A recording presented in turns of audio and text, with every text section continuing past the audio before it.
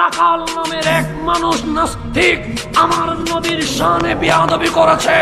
আমরা আজ জানিয়ে দিতে চাই, হিন্দু হিন্দু হয়ে থাকুক আমাদের কোনো আপত্তি নাই, বৌদ্ধ বৌদ্ধ হয়ে থাকুক আমাদের কোনো আপত্তি নাই, খ্রিস্টান খ্রিস্টান হয়ে থাকুক আমাদের কোনো আপত্তি নাই, নাস্তিক নাস্তিক হয়ে থাকুক আমাদের কোনো আপত্তি নাই।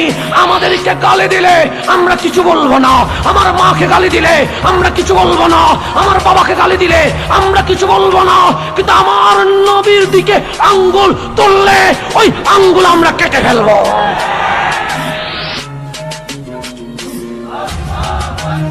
আজকে সোনার বাংলাদেশে আমার নবীর বিরুদ্ধে কথা বলা হয়, ওই জিহ্বা আমরা কেটে ফেলবো।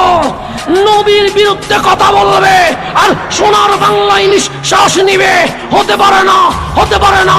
মান সাব্বা নবিয়ান ফাকতুলুহু, নবীর শানে বেয়াদবি করলে আমরা গর্দান কেটে ফেলবো। আমরা সব মানতে পারি, কিন্তু আমার নবীর শানে বেয়াদব মানতে পারি না। আমরা সব সহ্য করব, কিন্তু আমার নবীর দপ্তরে বেয়াদবি করলে কখনো সহ্য করতে আমরা সব মাফ করে দিব। গুস্তাখ রাসূল, নবী বিদ্বেষী, তাদের কখনো মাফ নাই।